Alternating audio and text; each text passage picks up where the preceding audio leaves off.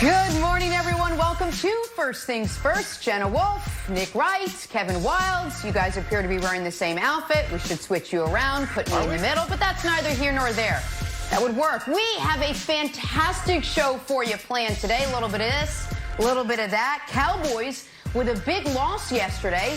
What's next for them? We'll discuss. Hey, did Jason Tatum cement himself as an actual superstar last night? We'll break out Nick's tears and we'll bounce that around a little bit. Oh, good. And is this title run LeBron's toughest one yet? We're only asking because he thinks it is. Lakers and Blazers squaring off tonight. Last night's big squaring off. Kawhi and the Clippers taking on Luka and the Mavs. Game 1. Playoffs are underway, folks. Let's enjoy it. Kawhi Leonard showed up. 29, 12, and 6 out of him. His friend Paul George helping out with 27. And yet, guys, this was a close game until this happened right here. Third quarter, Luka Doncic, Marcus Morris getting a little tangled up there. Kristaps Porzingis stepping in, shoves Morris, because that's what you do when you're 9 feet tall. Porzingis would get hit with a tech. That's his second tech, so he'd be ejected. And that's really all the Clippers would need to regain momentum in this one. So LA goes on to win 118-110. They take game 1 of this best of 7. Here is Kristaps Porzingis after the game. I should have been smarter. I already had the technical, which kind of didn't really have in my mind. I hadn't been in that situation really, you know, and that was smart of him to kind of grab Luka and get into his face and get a reaction out of me. And yeah, they got what they were looking for. Well, as you might imagine, social media was abuzz after this. Dirk Nowitzki, Dallas great, big unhappy, tweeting that ejection is super soft. LeBron stepping in, adding, man, that was bogus as hell, man. Come on, man. And Patrick Mahomes jumped in, tweeting, that's trash, man. But none of that emotion compares to what you're going to get from Nick as soon as I am done with this sentence. Nick Wright, your reaction to that crucial injection. In fact, Broussard was sleeping at home and he goes, you guys are talking Clippers? Let me run out of bed, join the show, and here we go. But Nick, I'll first start with you. What was your reaction to Porzingis' ejection in the third quarter? Yeah, I mean, I think America's wildly overreacting. All it was a potential series-altering, indefensible, inexplicable, look-at-me decision by these officials. It was just idiocy upon error upon malfeasance that led to this whole thing. First of all, Kristaps gets his first technical because the refs blow a call. He has a clean block. They call it a foul because evidently the seeding games weren't enough to knock the rust off for them. So, of course, you got to give him a technical because he violently punched the air. Then the second issue there is KP did nothing for a technical here. You don't need to go review it, but there's nothing officials love more than going to the monitors. Let's see, did someone pull out a shiv? Was there a knifing in there? Let's go look. Fourth of all, can we maybe have some common sense? No one is begging for a technical here. No one is begging for an ejection. And last of all, for the letter of the law, folks. Oh, no, well, listen, punching the air, it's in the rule book, and you're instigating that's in the rule book. If we're going to go letter of the law, then letter of the law is Marcus Morris, you're gone too. Because he should have gotten a technical by the letter of the law for what he did. That's true, probably. To Luke for a letter of the law for what he did to Kristaps. So if we're going letter of the law, then let's throw out a bunch of people. I thought Zubac threw in a shove. Let's tee him up as well. It's insane. And all it did was take a game that the Mavs were in total and utter control of after they didn't wake up on the right side of the bed, evidently, and were down 18-2. They were in the midst of outscoring the Clippers over the next 25 minutes of basketball, 69-48. Broussard's beloved Clippers had no answers for the Mavericks offense until this. And it is ridiculous. It would be ridiculous in a preseason game, much less a playoff game. And the referees must show awareness of the situation. You didn't have to review it. You shouldn't have teed Kristaps up the first time. You certainly shouldn't have teed him up the second time. And how Marcus Morris gets out of this scot-damn free is just beyond me. So, yeah, listen, it's not a big deal unless you think it's a big deal, Broussard, that now the Mavericks have to win 5 out of 7 instead of 4 out of 7. Can I go now? First of all, let me say to America, please excuse my face. I was watching these games out in the sun with no sunscreen, so I'm burnt up. But while I agree with Nick's overall point, this was terrible. LeBron is right. Dirk is right. Pat Mahomes is right. This was a horrible ejection. It was exasperating because, as Nick said, at first, you give Porzingis a T for swinging at the air. That is terrible, and I heard Steve Javi's explanation. Of course, he defended the officials, but he said that the league will reprimand an official if you don't give a player a technical for swinging a fist, even if it's at the air and then no one in particular. I'm sorry, I don't know if that's true or not, but if it is, the league's got to give these referees more leeway to read a situation. And even if the league will punish a referee has got to just stand up and say, look, that is not a technical. All he was doing is showing emotion. He didn't escalate the situation. So the problem was the first tech. That never should have been called. I saw Kawhi Leonard later in the game be more demonstrative. Flip out. And nothing happened. Yep. And because he didn't swing a fist, but he was very demonstrative and nothing happened. So it was horrible. I don't even think the second technical was that bad. He's defended a teammate. It didn't escalate into anything. But the problem ultimately was the first one that necessitated, once he got the second tee, he had to go. But here's where Nick went overboard. Nick, look, the Clippers were winning this game no matter what. Oh, give me a break. They were going to come back and win this game. Okay. We won't. Yeah, they looked great. This will not be proven to you until down the line. How many times have the Clippers played a mediocre game throughout 3 quarters? A lot. And they pull away in the fourth. Yeah, a lot. But then they pull away in the fourth. You will see, Nick Wright. You will see. It will take days. It will take weeks. But you will see and put some respect on the Clippers name. Put some respect. I'm gonna lose my mind. Here's a fun fact for the Clippers. Oh, they were gonna win anyway. The Dallas Mavericks, as Wilds you like to point out, the highest scoring offense ever, have played 304 quarters of basketball this year. Do you know how many of those 304 they were held under 15 points? 1. The one last night when Kristaps got kicked out. It was their single worst quarter of basketball. And despite that, it's still a one-possession game midway through the fourth quarter because the Clippers, this great defensive team, the Los Angeles Clippers, can't manage to stay in front of Luka Doncic to save their damn lives. But Wilds, Broussard mentioned a name here, and I'm sure this is a long-time friend of yours with your deep relations with the NBA, and this is, I'm sure, a reason why I'll likely never get a vote. But get off my television screen, Steve Javi. Stop it, Steve. Even Mike Breen, who prays to the book of officiating, was like, okay, this is ridiculous. And Steve Javi's like, let me tell you something. These refs are good men, good sons, good brothers, good husbands, and that was a great technical foul. In fact, I think Kristaps maybe should be banished. Enough of that. Enough. Everyone watching it, Wilds, knew it was ridiculous, and everyone also knew it was game-altering, except for Broussard, evidently, Wilds. So, first of all, I don't know Steve Javi personally, but, I'm all friends with everybody in the NBA, according to Nick. Broussard, would you have given Porzingis a tech, the second tech? Do you think that was a warranted tech? I think it was a little overblown because Marcus Morris should have gotten one if KP got it. So I didn't have as much of a problem with that one as the first one. Okay, that's what I mean. I didn't even think the second one was bad.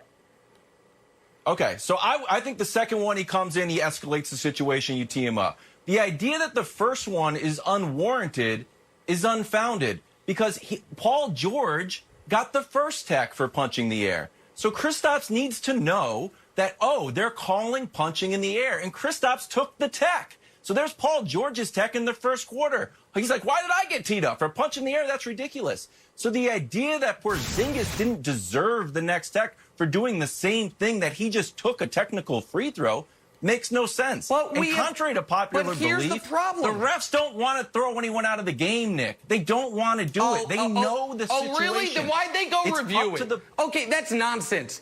It's total nonsense. They don't want to throw people out of the game. I know that's not respectful because I called it nonsense. Well, they didn't have to. They made an affirmative choice to throw a guy out. And one thing that Jeff Van Gundy gets absolutely right on every broadcast is if you always act like a petulant baby, they let you act like a petulant baby. If you are generally well behaved, that's when you all of a sudden get a technical for swinging at the air. If you got a technical every time you swung at the air, Draymond Green would play 15 games a season. But because it's just the way he acts, and I'm not trying to pick on Draymond, you just bake it in, okay, we're going to have to deal with it. But this idea that there is not a well-established protocol in the NBA, that there is a certain threshold for a first technical and a totally different threshold for a second technical, belies all of NBA history. We know that refs throw out the first technical willy-nilly, but then they typically, particularly in the playoffs, are judicious before you throw a guy out.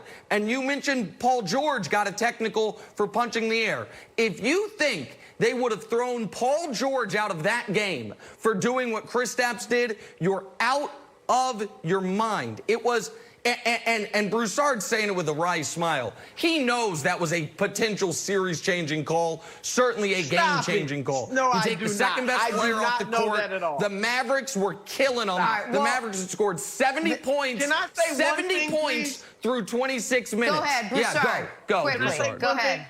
Your logic, Nick, is the same. When they made the comeback, where was Luka? He was on the bench. Your logic is that, well, they were better without Luka. Look at how they came back. The game has ebbs and flows. It's a long game. Believe me, this is not series change. We'll see if it changes the course of the series. Mavs, though, with a chance to redeem themselves. Game 2 set for Wednesday night. Talk some football. Cowboys took a big L yesterday, and the season hasn't even started yet. That's still ahead on First Things First. Welcome back. Time now for Drawing a Blank. So Donovan Mitchell went off yesterday, dropping 57 points. That is the third most ever in a playoff game, behind Elgin Baylor and Michael Jordan years ago. So why couldn't he celebrate? Well, his Jazz lost in overtime, due in part to Donovan's 8-second violation. So, Nick, Donovan Mitchell's performance in a losing effort was blank. Bittersweet because of exactly what you alluded to. He'd have been far happier finishing with 45, which is how much he had when he had the, you don't want to kill him for it, but the inexplicable just mental lapse of losing track of the clock. In this moment, the Jazz are massive favorites. They're up 4 with 1:40 left with the ball. If they score on this possession, they're going to win. And so the history books will remember this fondly, but in a game the Jazz absolutely had to steal if they were going to have a chance to win this series, Broussard. I think for him it's a little bittersweet because of that, not just the loss, but that specific error right there. I'm giving the young man plenty of grace on this when I say the word Jordan-esque. All right? The first thing I thought of, and you're right, Nick, that 8-second violation is horrible, and it's just an unfortunate situation. However, when I saw this game, the first thing that came to my mind was he's doing what Michael Jordan did. When Jordan scored 63 against the Celtics, Jordan was 23 years old. 3 years. Jordan went into double overtime with the Celtics. Mitchell went into overtime. Mitchell went into overtime. And then there's another thing. And both of them lost. And so it was a great performance in a loss. It reminded me of what Jordan did against the Celtics. Now go ahead, Wild. Jenna, I went with there we go. I went with almost iconic. It's, third most all time, but there was no sort of iconic play. The 8-second violation is not going to be iconic, like Jordan crossing up Bird. You needed one really iconic play to get this one cemented, not in the history books, but on your TV, and we didn't really get it. This is the iconic play that everyone's like, oh, 63 points. This is the moment that you'll see on every Michael Jordan highlight. So we didn't quite get that from Donovan, so I went almost iconic. Okay. All right, you know who was in that grainy video there? Probably Danny Ainge. On to Jason Tatum now, who finished with a team-high 32 points dropped on his head, Jenna. In the win You don't over want you to Philly. remind him of that? Because he wasn't guarding Jordan, Nick. Put him on Jordan, you would have seen what happened. Nobody was happier Nobody was guarding Jordan. Nobody happier than Boston. Nobody happier than Boston winning than Kevin Wildes, who happens to be from Connecticut. But, Nick, Tatum's performance yesterday was blank. Man, I ruined that joke. A career best. I think literally and figuratively. I mean, it's his career playoff high. You also could argue it was, all things considered, the best all-around game of his career. He was excellent on both ends. He topped his previous career playoff high, came in game 1 against Philly 2 years ago, which was 28. And then he gives you 32. He gives you great defense. He was superb. He was in a game with Joel Embiid on the other side. He was the best player on the court. And that's what they're going to need from Jason Tatum, not just in this round, but particularly in the next round against Toronto. So all the credit in the world to Jason Tatum. I thought it was, you could argue, the best game he's ever played all around. Wow. This was a message to Nick. Jason Tatum said, I have seen your tears, Nick Wright. What is he, 5th, 6th tier in the NBA or something like that? Third tier. Third tier. Message. The message is put some freaking respect on his name. This kid played tremendously, as you said. He played bigger, not only better, but bigger than Joel Embiid. Let me, real quick, when we're talking about my tiers, and this is a great example, and folks get all mad about where Tatum is, you know who's right alongside Tatum on that same tier, that totally disrespectful third tier of the 16th to 23rd best players in basketball? His draft classmate, Donovan Mitchell, who we just talked about, dropped 57. So let's just all pump, we can give the guy credit and not overdo it.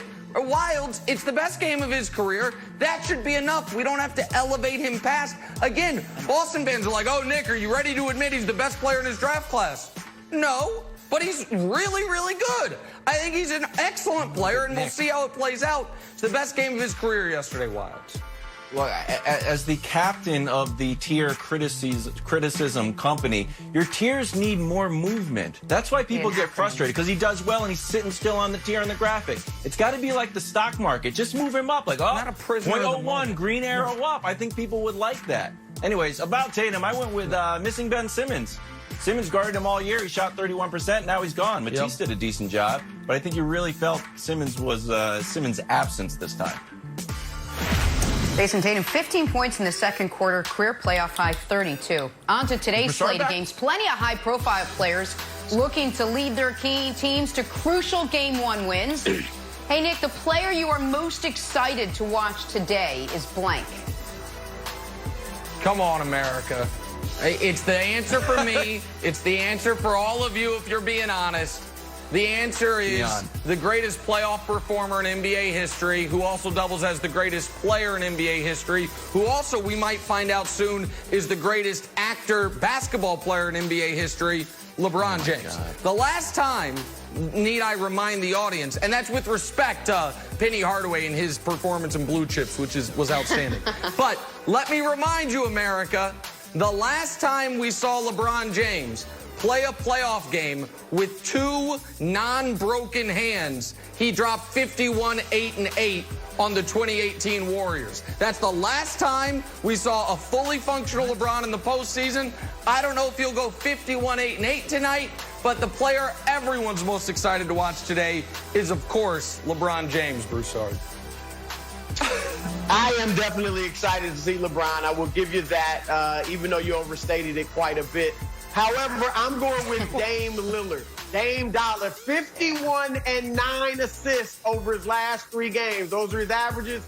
And the last time he saw LeBron and the Lakers, Nick, you know what he did. 48 points, 10 assists on Kobe night in the Staples Center. I want to see if he remains hot. If he remains hot, the Lakers could be in for a long series. And so Dame, I got to see if he stays hot.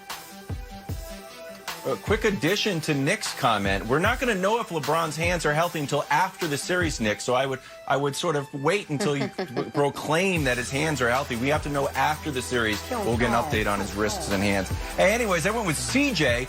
I agree Dame's going to be great. I think he's going to stay hot, but CJ's been more up and down, mostly just up on a trajectory after he broke his back.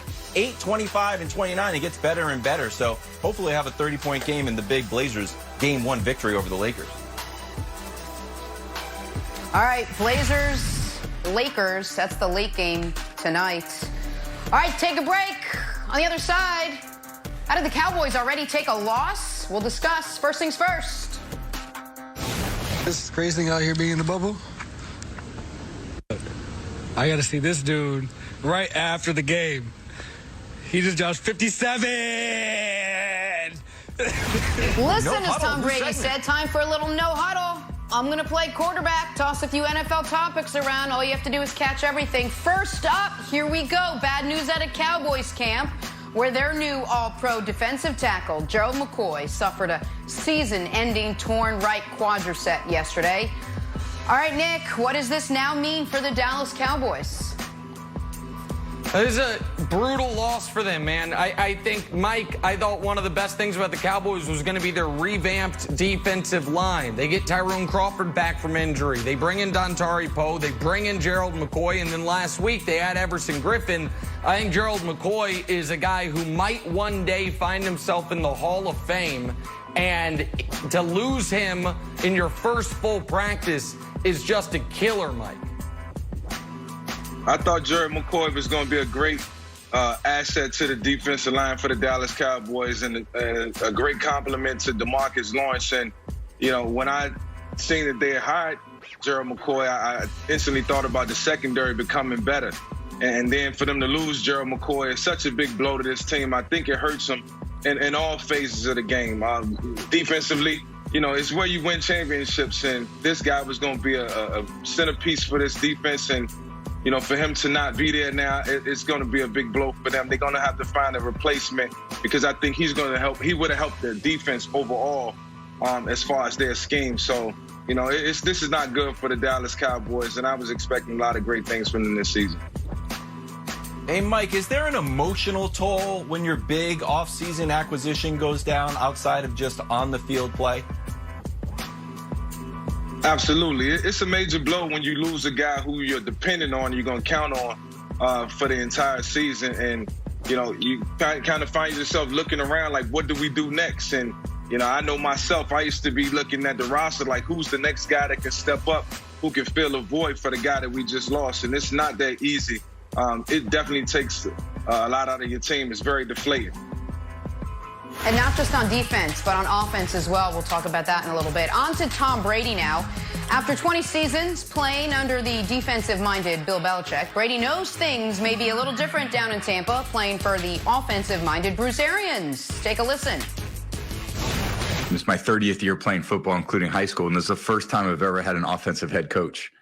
So that provides something a little bit different for the quarterback. That's amazing. That really is amazing. Yeah, 30 years of high school, college, and then pro football, and I've had, you know, the first time it's been an offensive coach. So it's interesting. Are you happy? Absolutely. Yeah. That's a good word. Nice interview. Bit of a little pregnant pause there before he answered that question, but maybe I'm reading too much into it. Jenna. Mike, well, did you see? I never heard him pause that long. Mike, what do you think having an offensive coach in Arians, a delay, just like ours, will mean for Tom Brady? Is it really going to change a lot? He's been in the league so long. We already know his approach to the game. How much is that going to change for him? It's going to change a lot in terms of his approach. It's nothing like having an offensive coach, and I've pretty much in my entire career had 3 offensive coaches and 1 defensive coach, and it is a big difference. When I was young, I had Dan Reeves, and we spent a lot of time together drawing up concepts, trying to figure out what works, and trying to understand his scheme. And 3 years later, I get Jim Moore, who's a defensive coach, and things were like vastly different. Spending more time with the defensive side of the ball. I always look to the head coach, for guidance, and it just wasn't there. And then in 2010, I get Andy Reid, and we spent a lot of time together. It reminded me of my time with Dan Reeves. How we picked and pulled from the offense, and it's just exciting, man. Because every day you're gonna get a text. You're gonna get some type of information that's gonna help you within the offense as far as learning, which the learning curve Brady will be in. But it's nothing like having an offensive coach, man. It's just going to help him in so many ways. And I look for him to just do more on the offensive side of the ball, stat-wise. Wilds, I think one of the most underrated parts of the Bucks this year is the cumulative brain power they have on the sideline. So you have Arians, who's one of the best offensive minds of his era, Byron Leftwich, who's going to be a head coach one day, and Tom Brady, the most accomplished football player of all time and one of the smartest football players of all time. That's just on the offensive side. And then the defensive coordinator's Todd Bowles, a guy who's going to be a head coach again, a guy who knows defensive football as well as anybody in the NFL. So when people are, I'm not as high on the Bucks as a lot of people, but if you are, one of the reasons has to be, to steal a line from Charlie Weiss, a decided schematic advantage each and every week because of what they're going to be able to do in their preparation meetings on both sides of the ball. Nick, you've said many nice things about Tom Brady. I don't know what happened. I don't know if we were on break and you got some, you had some TB12 supplements, but you seem to be in a very good mood about Tom Brady. I appreciate it, as well as all those Patriots Nation. And you are a Patriots fan, don't forget. Hey, Mike, I had a question for you.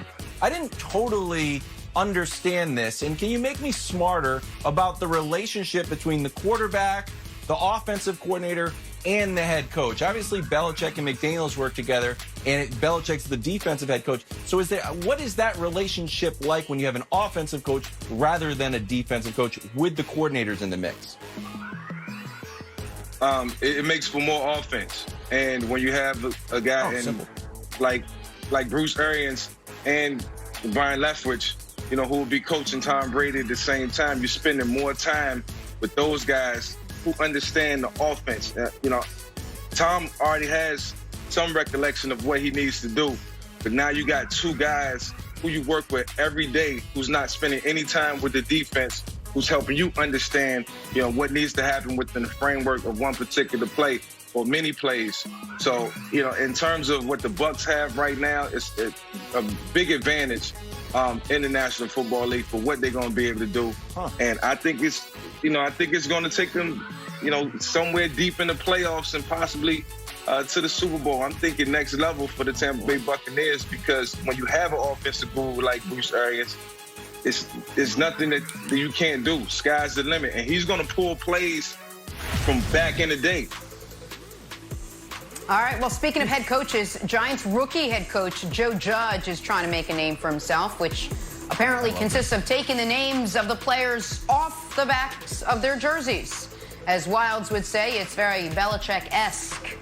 Here's Judge explaining his coaching style.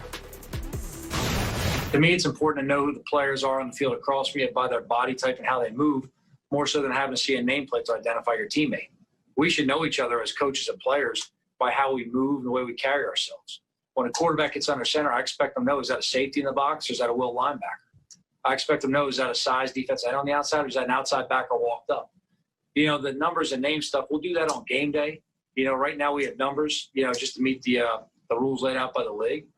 But to be honest with you, the identification of who the players are, we should be better than that as coaches and players by knowing our teammates. That's why we took all the "Hello, my name is" off our shirts when we started First Things First. Nick, you like Joe Judge's no names policy on the jerseys? Oh, boy. This is one of the most ridiculous, sophomoric, amateurish things you're going to see in the NFL this year. At the beginning of that soundbite, before we started playing it, he talks about how, and he alludes to it at the end, he yearns for the era where there were no numbers either. And he even says, he's like, I once was at a place where we had no names or numbers, which I looked up his resume. He coached at 3 different colleges. You got to have numbers in college. You got 120 guys on the roster.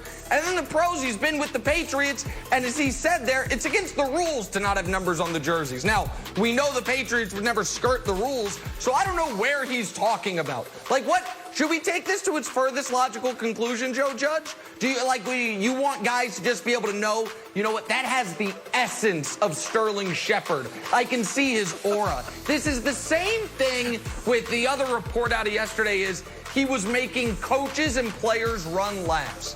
Listen, all these guys think that the key to being Belichick is to act like the 7th grade phys ed teacher that everyone hated, as opposed to being a football genius. So this is, I mean, to me, Mike, if I were a pro, and they're like, you got to earn the name on your jersey, you're lucky I gave you the number, I would immediately say, this guy's in over his skis. There's a reason he was a special teams coordinator and nothing higher. I'm not putting that ceiling on him, but if I were a player, that's how I would feel about this carnival type stuff that he's making me do as a New York Giant.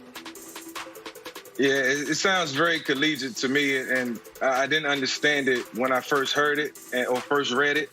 But I understand the player identification part of it in terms of positioning, knowing what, for the offensive side of the ball, who's in front of you, who's moving in the box, who may be doing something to change the dynamic of the defense. So I get that in terms of, knowing your peers and constituents. I kind of understand that too. But at the same time, you got to have the names on the jerseys because obviously, how you going to get to know the guys, man? I think that's a very important part of it. It just reminds me of college. You know what? This is the Hawaiian pizza of stories. This is like pineapple on pizza. I don't know. I don't think I'm going to like it. And then I listen to him like, I love it. Laps. He's making them run laps, Nick. And also for your take earlier about the Porzingis, 2 laps after the show. 2 laps, maybe 3. Listen, you say it's the Hawaiian pizza. Maybe that's because it's not fully cooked yet. I know you once did a very famous podcast called Half-Baked Ideas. This is half-baked coaching. Because let's really diagram what he said. He said, no, you should be able to identify the stand-up linebacker by body type when he's walking towards the line of scrimmage. I don't know how your football jerseys have worked, but the ones I've seen always have names on the backs of the jerseys anyway. So unless guys are backing their way into the line of scrimmage, having your name on your jersey doesn't help or hurt identifying guys as Daniel Jones tries to learn to not fumble. It is just another way for someone to be like, I'm in charge, you got to earn your way here. It's nonsense. 2 more laps. All right, guys, we got 4 games on the NBA playoff docket tonight. LeBron and Dame matching up in the most anticipated one. Don't think the King isn't aware of the challenges the Lakers are facing. Take a listen. But they're not your typical 8th seed. I don't think they've ever been an 8th seed if they were healthy all year. And that's my mindset. I'm not going in as a 1 seed versus 8 seed. I'm going in with this is the Lakers versus Portland. So happy to be there. Guys, check this out. A sneak peek of LeBron James in his new Space Jam jersey. You like these threads, Nick? It's a cool-looking jersey. I'm just so happy for Maverick and that whole crew. Obviously, a lot of this stuff's been delayed a bit because of the pandemic, but there's something they've been working on. It's not overstating it to say a decade. And so it's super exciting that it's this close to coming out for that entire crew of guys who's been working on this. I like it. All right, stories to start your morning, gentlemen. A little baseball, Padre power. So how about this? Fernando Tatis Jr. hit his first career grand slam last night, which would be good news, but with the count 3-0 and the Padres up big, his manager, Chase Tingler, was not happy that the 21-year-old swung at the 3-0 pitch. Nick, as a result, was as fired up in our morning meeting as he has literally ever been since we started Zoom morning meetings. Nick, why? Well, listen, I mean, to steal a line from new Radio Hall of Famer Charlemagne, who's going to be the donkey of the day today? Kane Fitzgerald was in the lead. Then Joe Judge sprinted out ahead with his nonsense about jersey numbers and names and running laps. And then Jace Tingler's like, no, no, no. Let me take it. Hey, you've got the brightest young star in baseball. He just hit a 3-run bomb. Let's make him, after the game, Fernando Tatis Jr., literally apologize for hitting a home run. You're going to slowly try to wear this superstar down. Why? Listen, no one in baseball history has ever come back from 7-0, so you should stop trying. It is so absurd, Broussard. I'm angry on Tatis's behalf and Jace Tingler. I know he used to manage with the Rangers. Zip it. He did exactly what he's supposed to do. Hit bombs. And he's on pace in a regular season, by the way, to hit 73 of them this year. Yep. It's an infuriating story, Broussard. Told you you'd be fired up. Go ahead, Wilds. Broussard hated the story. Broussard hated the story. Broussard giving the story the silent treatment. He's so upset. You don't even get a response. Couldn't tell. All right, we'll loop Broussard back in, talk some basketball now. Mavs, Clips. Clippers took down the Mavericks last night in Game 1, 118-110. Kawhi with a team-high 29 points, 12 rebounds, while Luka had a modest 42. Nick, what does this result mean for the series moving forward? Well, listen, there's two ways to look at it. One is the Mavs obviously can hang with the Clippers, particularly on the offensive end. But the other is, Wilds, when you are the underdog, to have a game stolen from you by the officials to where now you essentially have to win 5 out of 7. If there was going to be a series upset, which I know none of us picked, I feel like maybe the chance for that evaporated last night when the referees decided to insert themselves into the action the way fans are always begging them to do so, Wilds. Okay. The referees do not want to throw out any superstar. Porzingis got his first tech because he should have known that he was going to get a tech because Paul George got a tech, and the second tech was warranted because the altercation went up rather than down. The more interesting thing, I think, Nick, is we talked about underdogs with no home court advantage. How do you think this plays out? Like, it makes sense in traditional basketball. It's like, oh, the Mavs could have stolen a game here since it was a Clippers home game. But without any traditional home court, how do you think this series plays out? Do you think it's just a quick 4, a quick 5? I don't know how the flow is going to work. Well, listen, I don't think it's my prediction was Clippers in 6. I'll stick with it. But I do think that the Clippers very clearly don't have good answers defensively for the Mavericks when they're allowed to play with their full complement of players. And I don't see that changing. And I mean, until Kristaps got kicked out, the Mavs were on pace for 118 points per 100 possessions, which is just at right around their all-time historic offense for the regular season. The Clippers were adding no the resistance whatsoever. So I think for the Clippers to win games in this series, they're going to have to score 115 plus. Last night they were able to do it thanks to a ton of help from your beloved officials who you've been making excuses for all morning long, and it's making me nauseous. I'm making But Wild, do you think this changes the course of the series? All right, we'll move on. Yes, I think it's going to be like, I wonder if it gets down 3-0. They just kind of roll. Go ahead, let's on to the Sixers stumble Game 1 last night. Despite Joel Embiid's 26 and 16, the Philadelphia 76ers, without Ben Simmons, could not hold on. Boston gets the win. Nick, what did we learn from Game 1? Well, Jason Tatum was excellent. Joel Embiid, for every game the Sixers win in this series, Embiid has to be superb. And he was for the first quarter, and then not so much. He started the game off, I think, 5 of 5 from the field, 11 points in the first, was outstanding. And then he was good, but not great the rest of the way. However, for the Celtics moving forward, I think they can win this series no matter what. The no Ben Simmons, as Wilds pointed out, is a huge loss for the Sixers to defend Tatum. But Gordon Hayward might be done for the rest of the postseason. Yep. Certainly done for the rest of this series. And he was playing good basketball prior to the stoppage and then in the restart. Wilds, I fear for the Celtics, who I have going to the conference finals, no Gordon Hayward could be massive for them against the Raptors in round 2. Yeah, but Kemba looked good. I felt like Kemba looked springy, looked good. Hey, do you think Embiid is too honest in his post games, Nick? Like after the game, he's like, I got to do more. It's like, yeah, dude, you're a superstar and it's the playoffs. You're always like, yeah, I got to do more. You know what, guys, I got to do more. Like, yeah, I think you do. Yeah, listen, I actually find Embiid's honesty for the most part refreshing, but he's got to actually do it. I mean, we know he has, especially against Boston's biggest weakness is their lack of a true interior defender. And so the only guy they had last year who could give Embiid trouble is now Embiid's teammate in Al Horford. So he's got to go into these games with the mindset of, to steal a line from Shaq, I'm going to get you 35 and 20, and that's going to be easy. Without Ben Simmons, if he doesn't do that, I don't think they have the firepower to deal with the Celtics. And it wasn't just Joel Embiid last night. Sixers turned the ball over 18 times. That's going to kill you every time. All right, let's talk some first-round fears. Blazers, Lakers, Dame versus LeBron. Normally a 1 seed versus an 8 seed wouldn't garner this much attention, but also normally not playing basketball in a bubble. LeBron knows the challenge that lies ahead facing Portland tonight. Take a listen.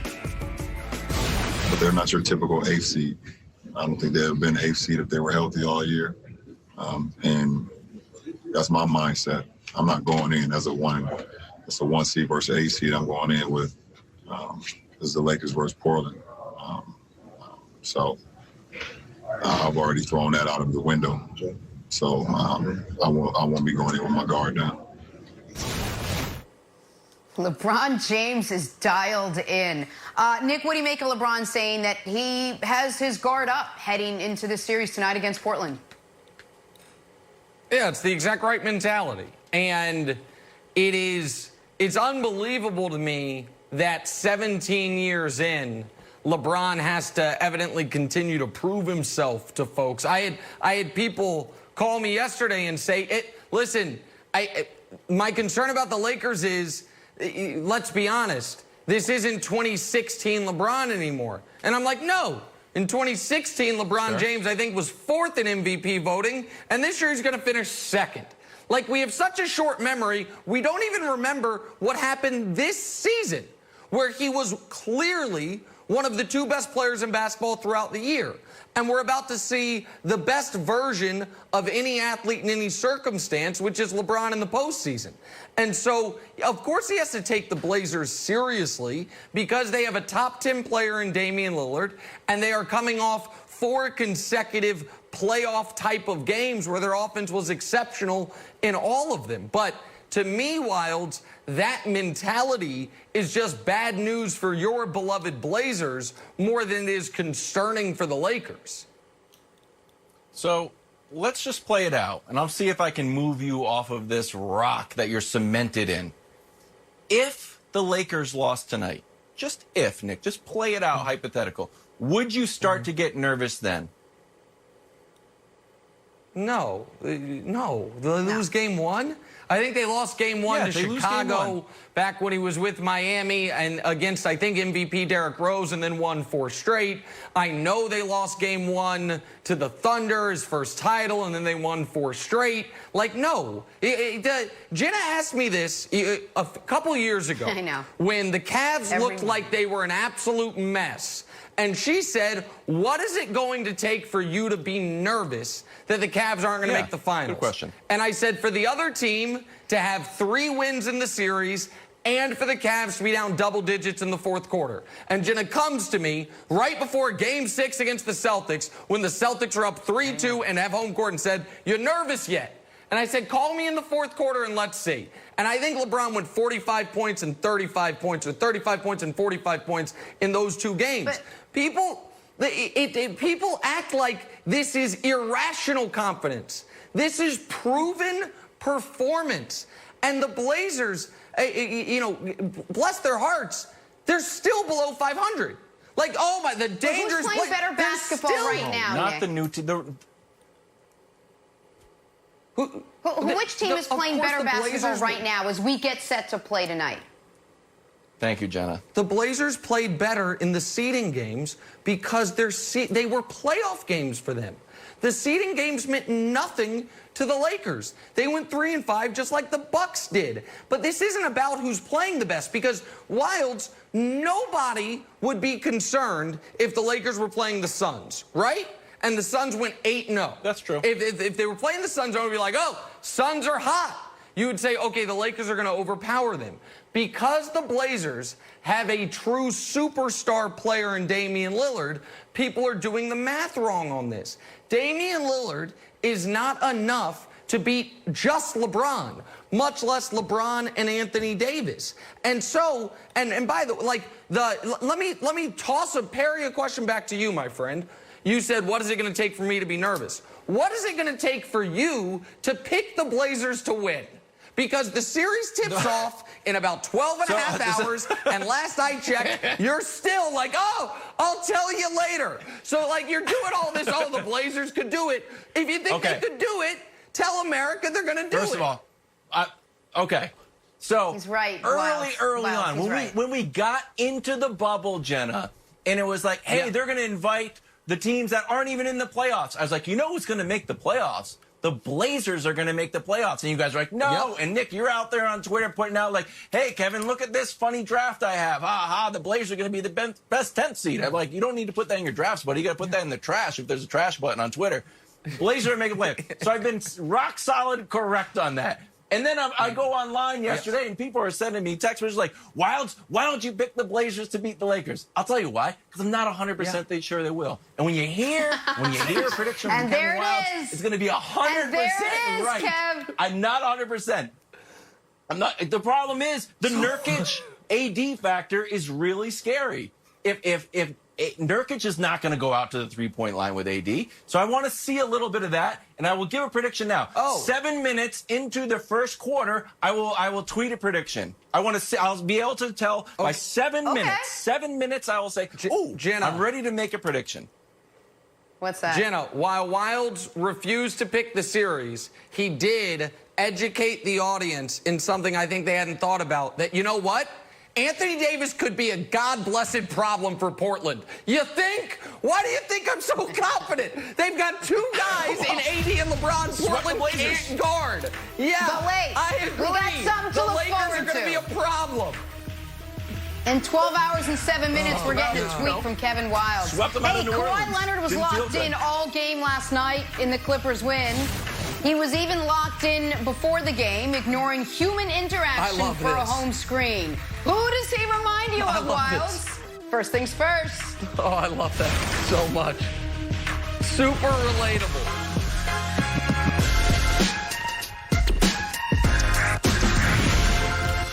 Back here with Chris Broussard talking some Clippers and Mavs in Game 1 last night. Kawhi with a team-high 29 points, 12 boards, while Luka set a playoff debut record with 42 points of his own. It wasn't enough, though, as the Clippers get the win. 118-110 your final. Nick, how should the Clippers feel about the series after Game 1? Like they got away with a robbery, scot-free. And they'll never be prosecuted for it, thanks to their partner in crime, Kane Fitzgerald, and those referees. Right, you're taking this all the way. Listen, I've got some inconvenient truths, to steal a line from our former vice president, for Broussard about what was happening in that basketball game before Kristaps Porzingis was thrown out. The Mavericks had outscored the Clippers 69-48. After that awful start. The Mavericks' offensive rating until Kristaps was thrown out was 118. After he was thrown out, it was 88. In the quarter Kristaps was thrown out, the Mavs scored the fewest points they've scored in any quarter all season. You said earlier, the Clippers were going to close them out late anyway. Well, and I know a lot of the Clippers analysis has been evidence independent, but we have no evidence of that. This season, the Clippers have not been a good come-from-behind team. 18 times they've trailed by 4 or more going into the fourth quarter. There's 24 times they've trailed by 4 or more going into the fourth quarter. They're 7-17. They've lost 8 in a row. And when Kristaps got thrown out, they were down by 5. So this idea that it wasn't about Kristaps' ejection is foolishness. So Broussard, the Clippers should feel like, man, maybe we should have invested in some more perimeter defense because Luka just dropped 42 on our head and the Mavs were en route to scoring 130 before the refs intervened. That's how I would feel if I were your beloved Los Angeles Clippers this morning. Well, first of all, let me tell you how Kristaps Porzingis should feel after watching Nick on First Things First this morning. Like he's Larry Bird. I mean, my goodness, I guess he's a Hall of Famer now to hear Nick tell it. No way the Clippers would have come back and won had Kristaps Porzingis not been ejected. Nick, do you know how many times the Clippers have played the Mavericks this year? It's now 4. 4. They're 4-0. And they're 4-0. Yeah. And 2 of those wins were by 15 points. Okay? Look, I hated the fact that Kristaps was eliminated from that game. It was terrible. Even Marcus Morris even said he hated to see it. Nobody wants that. But to sit here and act like that is why the Clippers won the game, no. Now, I don't know that they would have come back and won. I know they're going to win this series, and they would have won the series even if Dallas won the game last night. So to call it series changing and all that's ridiculous. All that said, the Clippers do have work to do. I think this was a wake-up call for them. That's how they should feel about this. They played too much isolation basketball. See, I'm objective. I think with my head, not my heart, unlike some of us. So I can look at the Clippers and see the isolation on the offensive end. It was almost like they were taking turns. It was Kawhi's turn. It was Marcus Morris's turn. It was Lou Williams' turn. It was Paul George's turn. They play a lot of isolation basketball anyway. They're like 22nd in the league in assists. But last night, they only had 18 assists. That's 5 below their average for the season, which isn't good. And so they need to have more ball movement. Obviously, defensively, they struggled against the Mavericks. But look, you talk about perimeter defense, Nick. They've got 2 of the best wing defenders in the league in Paul George. Where's the evidence? Hold on. We keep saying that. We keep saying that. Really? Wait, how about their career? That's the evidence. Their career. Okay. They have a bad we're game talking last about. I'll give you that. I'll give you that. But you're going to say now they can't defend the perimeter? Really? No. You really want to go there? What I'm going to say is it's the playoffs now. You would think people are at peak motivation.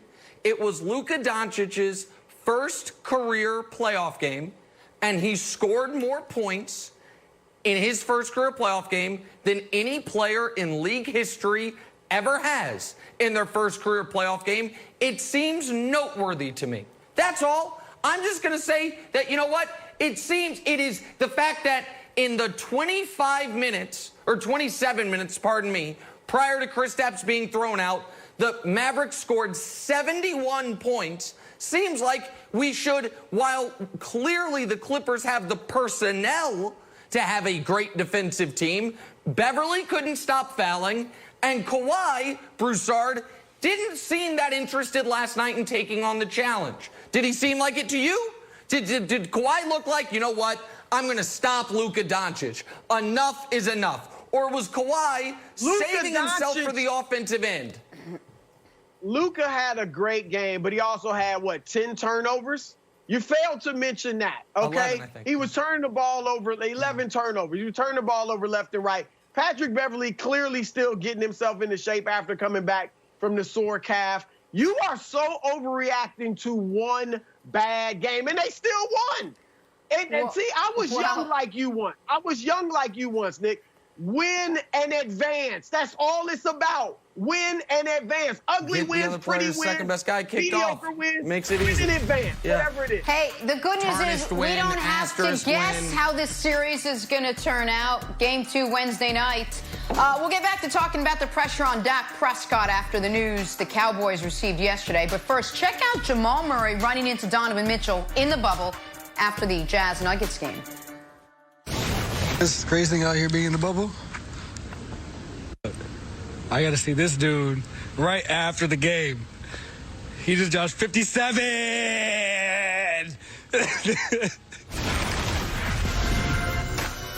Back here at Chris Broussard, 4 games last night, 4 games tonight. Let's talk some Mavs Clippers. Game 1, Kawhi Leonard was fantastic, finishing 29-12-6. His mate, Paul George, chipping in 27, but the momentum of this game changed early in the third quarter. Luka Doncic and Marcus Morris getting a little tangled up after the whistle. Here comes Kristaps Porzingis. Gives Morris a little shove. Tempers only sort of flared. Porzingis, though, would get hit with the second technical of the game. And that's it. He's out. Ejected. The Mavs would go on to lose. Here is Kristaps Porzingis on the costly ejection. I should have been smarter. I already had the technical, which I kind of didn't really have in my mind. I hadn't been in that situation really, and that was smart of him to kind of grab Luka and then get into his face and get a reaction out of me. And yeah, they got what they were looking for. All right, among those unhappy with the call to toss him, Mavs great Dirk Nowitzki tweeting that ejection super soft. LeBron James chiming in, man, that was bogus as hell. Come on, man. And Patrick Mahomes jumping in with, that's trash, man. Well, you know who else is fired up? Nick Wright. Nick, what'd you make of Porzingis' crucial ejection? It was ridiculous. It was potentially series-changing. It was an awful job by the officials. And by the way, Kristaps said something there that I've heard a lot of people echo. Oh, it's a smart play by Marcus Morris to pull on a guy and try to start a fracas and see what happens. Oh, okay. That's smart. That's a smart play. Well, then here's what the Clippers should do. Start Joakim Noah in game 2, and as soon as the ball's tipped, have him punch Luka in the stomach. Maybe he'll hit him back and he can get kicked out. It's not a smart play. It's nonsense. It's nonsense by Marcus Morris, and it's nonsense by the officials. Kristaps got his first technical because he reacted to the officials blowing a call. They didn't have to react. They didn't have to give him a tech, and maybe even better, they could have just gotten the first call right. This right here is not ejection worthy. And to act as if there has not always been a standard in the NBA, a threshold for a player's first technical and a totally different threshold for a player's second technical is anathema to all basketball history. But if you do want to go letter of the law, then guess what? Marcus Morris deserved 2 technicals for this interaction by itself. The first for pulling on Luka, and the second for shoving Kristaps. And Zubac, where's his technical? It's terrible. And it absolutely marred an otherwise great game. Now, I don't know the Mavs were going to win, but I have a lot of evidence to believe they were. They had outscored the Clippers 69-48 after the terrible opening start. The Clippers this year are 7-17 when trailing by at least 4 going into the fourth. They were down 5 right there. And they had no answer for the Mavericks offense. So you certainly have good reason to believe this was going to be a wonderful win for the underdog Mavericks. And instead you kick out their second best player for something, Broussard, that you didn't even need to go to the monitors on. There were no punches thrown. There were no elbows thrown. There was no headbutting. Just move on. And I couldn't, Mike Breen agrees with me, LeBron agrees, everyone agrees except for Kevin Wildes and Steve Javie. So that's the corner, I suppose. But Broussard, it's a terrible moment in what was otherwise a great basketball game. It was horrible. I mean, it was. I echo what you said, what LeBron said, what everybody said. You know who else thought it was horrible? Marcus Morris. He said after the game he hated to see Kristaps ejected. You don't want to see a guy ejected. It was just a terrible. The first technical I thought was the worst. And this one, you got to understand, look, we gave him a T earlier for something that doesn't deserve a T. Let's just calm everybody down and let's get back to playing basketball. Where I differ with Nick is when he uses phrases like series changing, no answer. Hold on, you've got 2 of the best perimeter defenders, probably 2 of the 3 best wing defenders in basketball, along with Giannis. And you got no answer for Kristaps Porzingis? Kristaps Porzingis, Nick, was 3 for 9 Okay, he was hardly lighting it up. He was 3 for 9. That's 33% shooting. And Kristaps Porzingis was there for all 3 games during the regular season when the Clippers beat the Mavericks 3-0 and beat them twice by 15 points each. So stop it with this. If Kristaps was there, the Mavericks would have won the game, and they were about to win the series. You don't believe that? No one believes that. I didn't say they were going to win the series. Hold on. Wait a second. Wait a second. I had series changing. If you're going to get if you are going to upset a heavily favored team, you cannot squander a game that you had control of. I picked the Clippers in 6.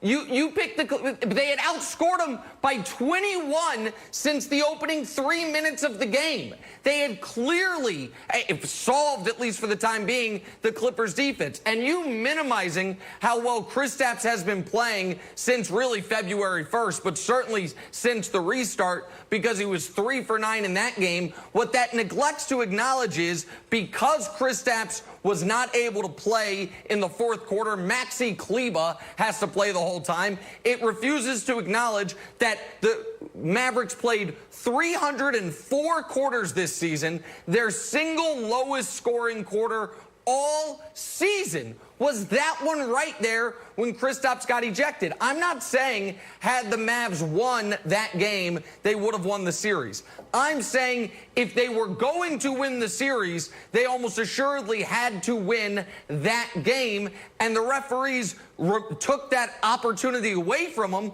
But Wilds, amazingly, your team ref on this. I can't believe it. I don't even know who you are anymore. I'm not like the cop. I'm not the cop of the show. There's just one piece of the story, Broussard, that no one's talking about. That Paul George got teed up for the same thing Porzingis was teed up for. And Porzingis took the technical foul. So not only did he misremember his own technical foul, he misremembered Paul George's technical foul. And we can bake this all into... So here's Paul George. Like, what, I got technical for a punch in the air? Does that even happen? He's like, yeah, that happens. I'm going to take a free throw, get a free point. Then when it's Porzingis' turn, he's like, why did I get a technical foul? Paul George would not have acted like that in the scrum because Paul George knew that he had a technical foul and he knows how it goes, guys. Nick, the one thing that I think that you're overlooking is when Porzingis enters the scrum, it becomes more of a scrum. It doesn't become less. He's not playing peacemaker. The energy level goes up. Fine. Does he deserve a tech for that? It's not ejection And he should have remembered the first tech. No, he does not. It is not ejection worthy. It is not. You don't alter a playoff game because of that.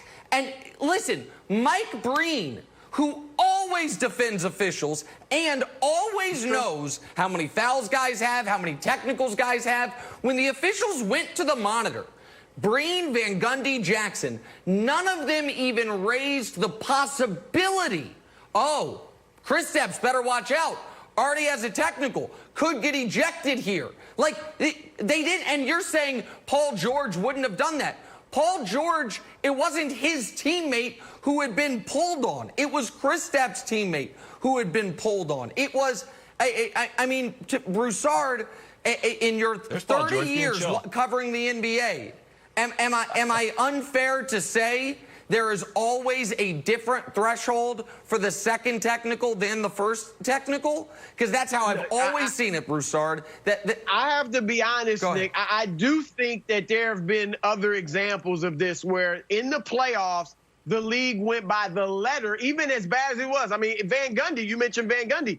Remember when the Knicks lost all those players, Patrick Ewing and several others in the series with the Heat back in the late 90s, because guys stepped off the bench, even though they were nowhere near the scrum. And they went by the letter of the law. It ruined the series. And they do the second technical, it wasn't horrible. It could have been called a T. The problem is they should have known he's already got one. Let's let it slide. Because the first technical was horrible. Whether they called on Paul George, you're right about that, Wilds. Neither of them should have been called. That rule needs to end. Let guys show emotion. It's one thing if they go on for 10, 15 seconds. But an initial reaction, no. I got to listen. I'm sorry to interrupt. I got to listen to Steve Javie say, oh, that has to be called, the punching the air. And if it's not, referees get called to the principal's office. Evidently, Steve Javie hasn't worked a Warriors game in the last 6 years because Draymond would be ejected from every game by halftime if that was a hard and fast rule that everyone abided by at all times. It's insanity. And to act like the Mavs weren't playing certainly the best game they had played against the Clippers all year up to that point is to not acknowledge what we were seeing. Now, how they respond in Game 2, I don't know, but they had an opportunity in Game 1 stolen from them by Kane Fitzgerald. It was a run, Nick. That's all. It was a run. Big win for the Blazers tonight. Wednesday night. We got to go. Chris Broussard, thank you so much. We'll see you tomorrow, everybody.